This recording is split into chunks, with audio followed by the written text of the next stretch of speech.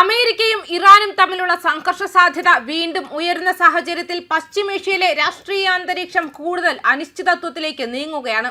Donald Trump ഭരണകൂടത്തിന്റെ കടുത്ത മുന്നറിയിപ്പുകളും സൈനിക സമ്മർദ്ദവും തുടരുന്നതിനിടെ ഒരു സാധ്യതയുള്ള യുദ്ധ സാഹചര്യത്തെ മുൻകൂട്ടി കണക്കിലെടുത്ത് ഇറാൻ ആഭ്യന്തര ഭരണ സംവിധാനത്തിൽ നിർണായക മാറ്റങ്ങൾ ആരംഭിച്ചതായി റിപ്പോർട്ടുകൾ സൂചിപ്പിക്കുന്നു. രാജ്യത്തിന്റെ പരമോന്നത നേതാവായ ആയത്തുള്ള അലി ഖമേനി ദേശീയ നേതൃത്വത്തിന്റെ തുടർച്ച ഉറപ്പാക്കാനുള്ള അടിയന്തര തയ്യാറെടുപ്പുകൾ ആരംഭിച്ചതാണ് ഇപ്പോഴത്തെ ഏറ്റവും ശ്രദ്ധേയമായ സംഭവ വികാസം. അമേരിക്കൻ സൈനിക ആക്രമണമോ ലക്ഷ്യമിട്ട വധശ്രമമോ ഉണ്ടായാൽ പോലും രാജ്യത്തിന്റെ ഭരണ സംവിധാനം തകരാതെ നിലനിൽക്കണമെന്നതാണ് ഈ നീക്കങ്ങളുടെ പ്രധാന ലക്ഷ്യമെന്ന് വിലയിരുത്തപ്പെടുന്നു. ഇതിന്റെ ഭാഗമായി ഇറാന്റെ സുപ്രീം നാഷണൽ സെക്യൂരിറ്റി കൗൺസിലിന്റെ സെക്രട്ടറിയായ അലി ലാരിജാനിക്ക് കൂടുതൽ അധികാരങ്ങളും ഉത്തരവാദിത്വങ്ങളും കൈമാറിയതായി അന്താരാഷ്ട്ര മാധ്യമങ്ങൾ റിപ്പോർട്ട് ചെയ്യുന്നുണ്ട്. ഖമേനിക്കെതിരെ എന്തെങ്കിലും സംഭവിച്ചാൽ രാജ്യത്തെ നയിക്കാൻ കഴിയുന്ന പ്രധാന വ്യക്തികളിൽ ഒരാളായി ലാരിജാനിയെ തയ്യാറാക്കുകയാണെന്നാണ് സൂചനകൾ. ഇറാന്റെ സുരക്ഷാ വിദേശ നയ തീരുമാനങ്ങൾ നിർണായക സ്വാധീനമുള്ള സ്ഥാപനമാണ് സുപ്രീം നാഷണൽ സെക്യൂരിറ്റി കൗൺസിൽ.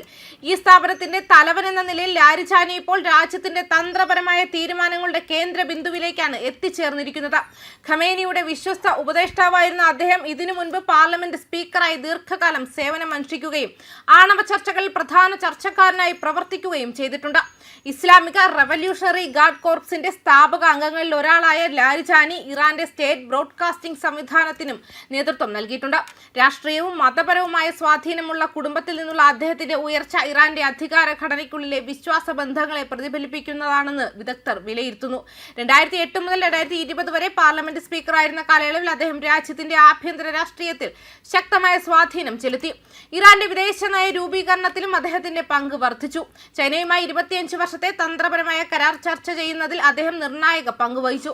പിന്നീട് റഷ്യൻ പ്രസിഡന്റ് വ്ളാഡിമിർ പുടിനുമായി മോസ്കോയിൽ കൂടിക്കാഴ്ച നടത്തുകയും ബാഗ്ദാദ്, ബെയ്റൂട്ട് തുടങ്ങിയ മേഖലകളിൽ പ്രാദേശിക നയതന്ത്ര ചർച്ചകൾ നടത്തുകയും ചെയ്തു. ഇതിലൂടെ മേഖലാതല രാഷ്ട്രീയത്തിൽ ലാരിജാനിയുടെ സാന്നിധ്യം ശക്തമായി. ന്യൂയോർക്ക് ടൈംസ് റിപ്പോർട്ടുകൾ പ്രകാരം ചില ഘട്ടങ്ങളിൽ ലാരിജാനിയുടെ സ്വാധീനം ഇറാൻ പ്രസിഡന്റിന്റെ സ്വാധീനത്തെ പോലും മറികടന്നതായി വിലയിരുത്തപ്പെടുന്നുണ്ട്. ആഭ്യന്തര പ്രതിഷേധങ്ങൾ കൈകാര്യം ചെയ്യുന്നതിലും വിദേശ നയതന്ത്ര തീരുമാനങ്ങളിലും അദ്ദേഹത്തിന്റെ പങ്ക് നിർണായകമായി മാറിയതായാണ് സൂചന. അമേരിക്കയുമായുള്ള ആണവ ചർച്ചകളിലും അദ്ദേഹം മേൽനോട്ടം വഹിക്കുന്നതായി റിപ്പോർട്ടുകൾ പറയുന്നു.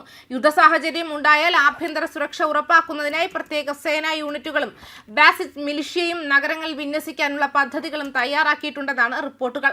വിദേശ ചാരപ്രവർത്തനങ്ങൾ തടയുന്നതിനും ആഭ്യന്തര അസ്ഥിരത ഒഴിവാക്കുന്നതിനുമാണ് ഈ നടപടികൾ ലക്ഷ്യമിടുന്നത്.